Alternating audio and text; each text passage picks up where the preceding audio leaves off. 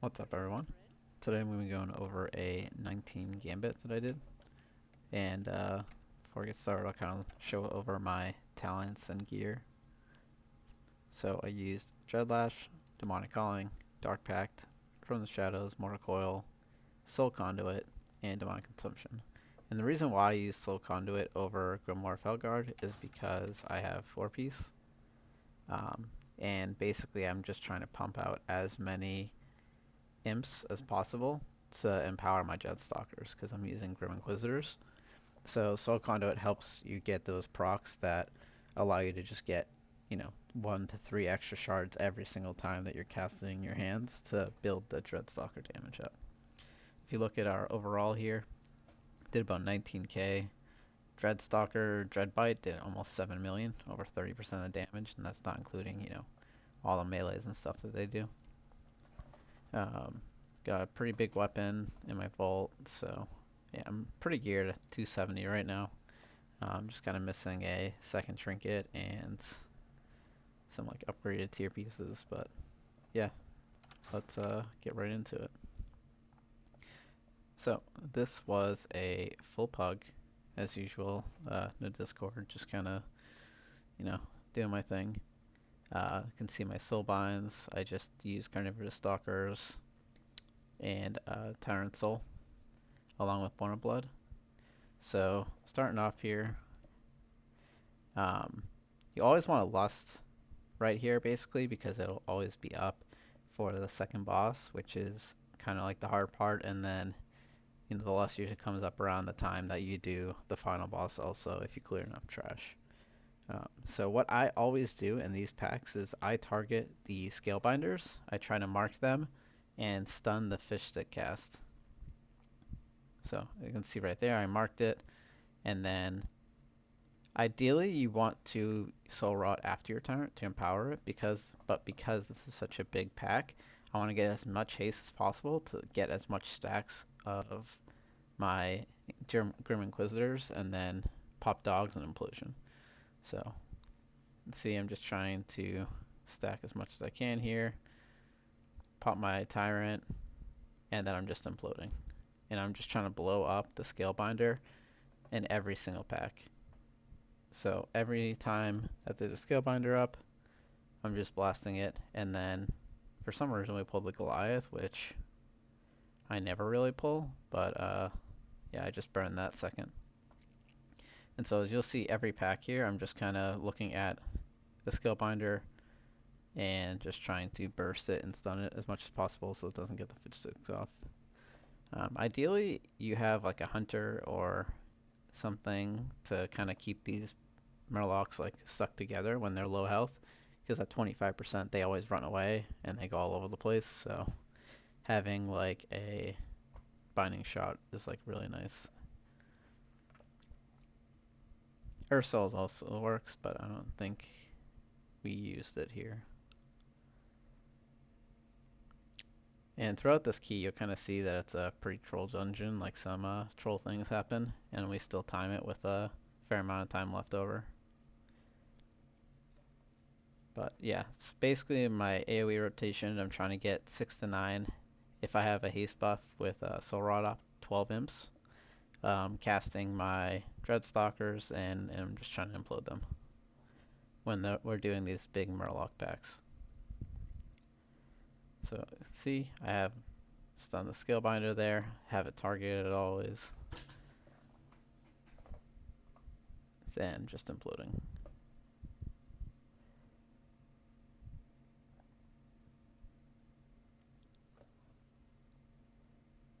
I'd say Gambit is one of the easier keys to do.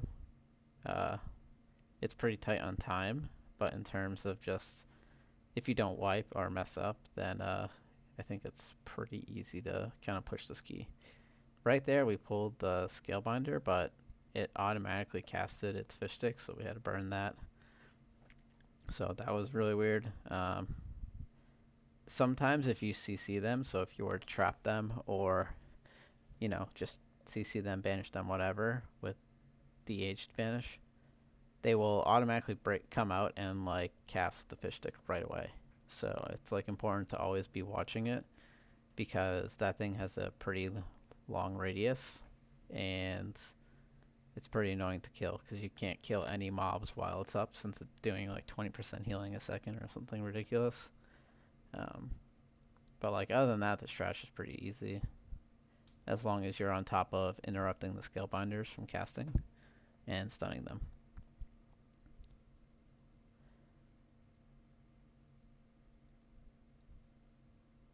This is a very strange route that we used. I have actually never done this, but I'm just kind of following along.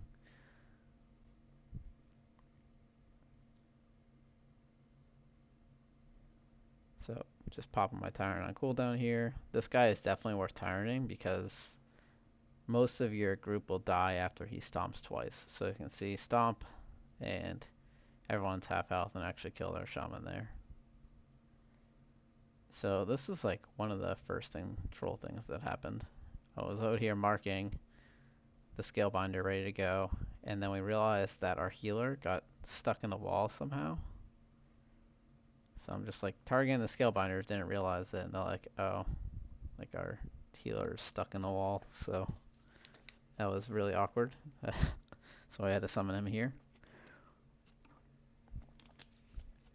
Not sure really how that happened, but yeah, we summon him. I am targeting the scalebinder as always, and I'm just trying to get as many imps out as I can to implode. So in this group, there was actually 2 scalebinders, and there was a second cast of it that never got interrupted, so we had to kill that fish stick really quick. Ideally, you have a group that says you're gonna stun whichever one and burn them before they cast twice, but I guess I had to do full pug, so didn't happen here. So I'm still just burning the scalebinder even though it's running away, and I'm just imploding because here we're actually going to use the woe skip. Previously your imps and pets would not go invisible, but now they do, so you don't have to actually implode before you use the woe buff. Our DH had immolation aura on, and he just kind of like walked by and pulled and ended up dying. So good thing we all didn't get in combat because that would have been really bad, but yeah, that's another kind of troll thing that happened there. So on this, I am just trying to get as much burst as possible because this is a timed fight. So I use my soul rod on pull when there are 3 relics up to get maximum value out of Decaying Soul Satchel to get the 20% crit and haste buff. When these ads come out, I generally try to wait till they're close. I'm just still kind of hitting the boss most of the time. Just because, like, you lose a lot of DPS if you're, like, swapping constantly. It's easier to let, like, your group get them in first. And then, once they're close in, then you can hit them with Dreadstalkers and stuff. So, the weak aura kind of makes this fight really easy. You just have someone go up and click the console while you have an orb, and I'll tell you exactly where you need to put the orb. And if you guys need that weak aura, just let me know. I can paste it down in the comments below. But it also should be on Wago if you need it. So like I said here, I'm just kind of burning the boss and CCing the ads with stuns and stuff. Because I found that if you keep trying to burn the ads every phase really quickly, you end up losing a lot of boss damage, and then you have to have more and more phases of the orbs, which is really annoying because the boss is immune. So, but here, now I'm going to be hitting the ads because the boss is going into the next phase.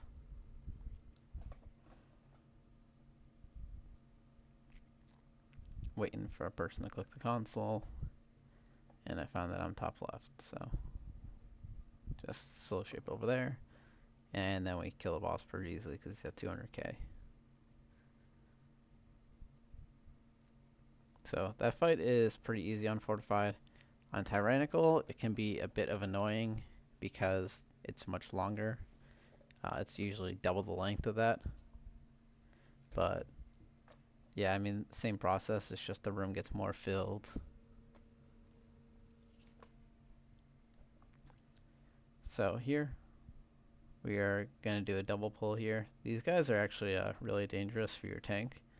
They go Super Saiyan, and they have an ability called Haymaker that just does a lot of damage, so you want to kind of stun and interrupt their Super Saiyan as much as possible and burn them as quick as you can.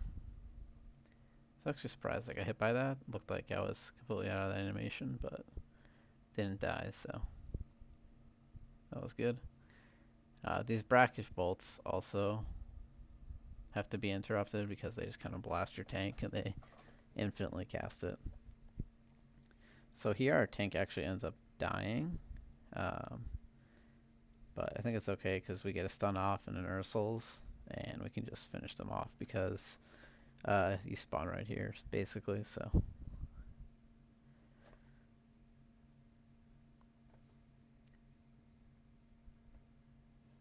Going into the second boss, this kind of determines if your key is rip or not right away. Is on this boss, specifically on Tyrannical weeks. It could be kind of difficult because you always have to be behind the boss and does a lot of damage, and your tank has to position correctly with the breath to get rid of all the ads. Here I'm just burning down the person who casts the brackish bolts just because I know they hurt the tank a lot. And I'm not afraid to use my tyrant on cooldown because I know like I'm gonna have it for the boss anyways because we have earn buff and these mobs are definitely worth using all your cooldowns for. So here we CC'd the officer because he had the inspired buff on him, and you want to be able to, like I was saying, interrupt the brackish bolts and the Super Saiyans on these guys. So we'll burn these really quick.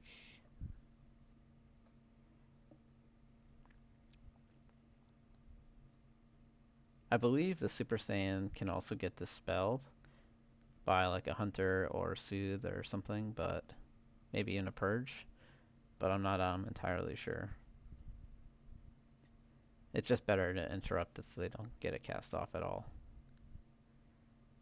So here, another troll thing was our demon hunter realized he had the wrong legendary on, so after this pack had to summon him, so we just kind of pulled the next pack without him.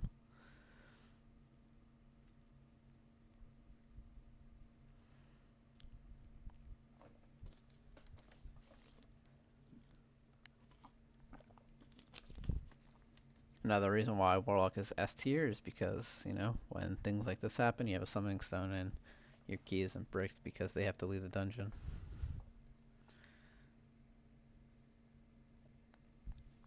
So we summoned him, he hearthed it out, and then we just pull this 4-pack. Since he wasn't here and it was a 4-pack, I just decided to use my tyrant just to get on cooldown so we can kill this pack pretty quick. So that way when he comes back, we can go straight into boss. Cooldown on Tyrant, even with this build, is still relatively low. And it's actually better to have an earn buff up with your Tyrant because you're able to get 2 sets of Dreadstalkers out and get like a massive Tyrant. We're also Bloodlusting this, so we'll have a lot of haste with our IQD, Soul Rot, and Bloodlust. So you'll see I'll get a pretty big Tyrant here, and it kind of just deletes the boss. So here we go. Going into this fight, I have 18 stacks on my Grim Inquisitors. I'll probably get a few more stacks before, you know, I even cast my Dreadstalkers. But having extra stacks going into the bosses is always helpful. So you can see here, I'm just building stacks on my dogs, and then I'm casting it when I have the earn debuff, or the earn buff. That's when I also cast my IQD, And so right here, as you can see, my Tyrant came up, and I currently have 2 sets of Dreadstalkers out. So I have 6 Dreadstalkers out with 13 Imps. And I'm able to cast Tyrant and extend all of that and just do a ridiculous amount of damage here.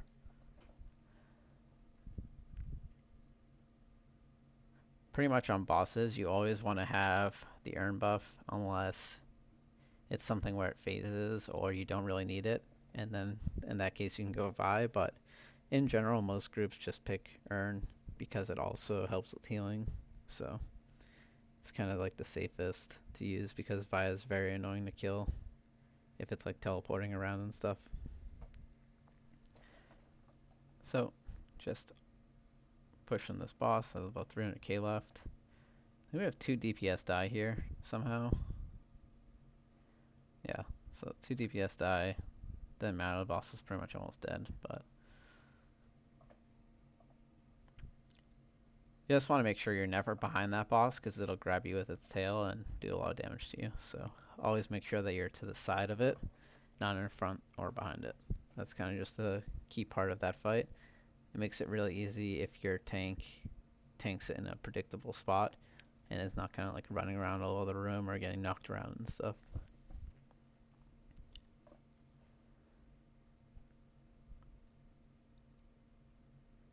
So we skipped that pack there, I would guess because it had the Inspire Impact on it, and you need to be able to interrupt these packs to survive, basically. If it ever gets off an unstable rift, it does a lot of AoE damage, so that's basically the only thing you're looking to kick here. So just moving through, I'm just going to skip forward a little bit. We're just killing some of the packs.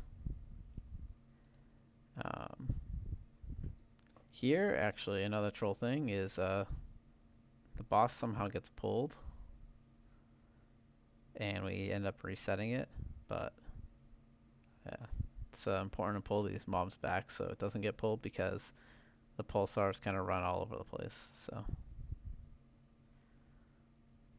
I think it might have been a pet, actually. I'm not too sure, though, if it was a pet or if the shaman pulled and then got meleeed by the boss, but regardless, it's a pretty quick reset since you can just walk outside and you're all set that way. Got about 10 minutes left on the key here. We're going to need to go back and get some trash afterwards, so I'll just portal back downstairs, but you can also choose to, just clear more Murlocs if you wanted to, but specifically this group decided to get trash after and found that to be the easiest way. So on this, I have 20 stacks of Micro Inquisitors. We're waiting for our shaman to get back here. And I have every cooldown. I'm just popping everything on pull. So I soul rot to get the 4 stack of the buff of the King Soul Satchel, so I can get a massive haste buff and get a ton of imps out for my Tyrant. When these ads come out, you can implode them and just kind of delete them. They are pretty dangerous because they do a lot of damage, and they also jump away and do a cast that if you don't interrupt it, you pretty much die. So those assassins need to die pretty quick. The boss phases here at 40%, and that's kind of like where the real fight starts. So just burning it to 40% as fast as possible, getting only 1 set of the assassin ads. You really don't want to get multiple. So as soon as this phase happens, I just go and immediately stand behind one of the orbs, so that way we can just line it up and break them immediately. And as you can see, like, my Tyrant is already coming up, so I'll have Tyrant with 24 stacks on my Dreadstalkers here before I cast my Tyrant. The spears shatter, so it's always good to avoid them. Sometimes it's hard to avoid them if you are too close to them, so staying pretty far away from them makes it a lot easier to avoid. If you do get hit, you want to pop Unending Resolve or Dark Pact, and possibly even a Healthstone or something, because they do a lot of damage. It applies a pretty nasty dot. So here I wasn't really paying attention, I think, and I believe I get hit. Yeah, so I was in a bad spot there. I was in between like three of them. So I popped my Unending Resolve and my health potion there. So here, another kind of troll thing was, I guess our druid was tunneling and didn't really see the spikes coming. So yeah, we ended up missing that one, and we had to do 3 because there's also one in the far back. So yeah, this is a kind of a mess of a run because it's, you know, it's a full pug. So our tank dies, our shaman dies, everyone's kind of dying all over the place. But luckily we had a res, and I'm able to kind of finish it off here since I have a tyrant coming up.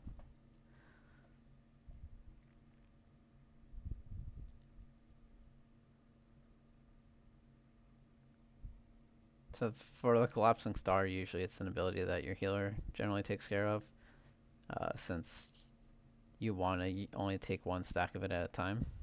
Taking more is really dangerous, can potentially wipe you, so having your healer or your tank deal with it is generally the best way.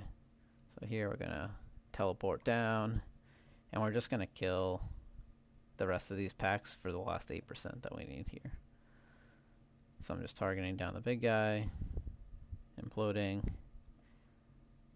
and that is pretty much the key after we kill this pack. So overall, I think Gambit is a really good push key. It has some decent gear out of it if you need it also. The staff, trinket, the neck is okay also. But yeah, I definitely recommend playing Demo on this one. There are definitely a lot of people that have played Destruction, mainly for this first part with the Murlocs, the big AoE and such. But I think Demo overall wins out just because the bosses can be kind of difficult.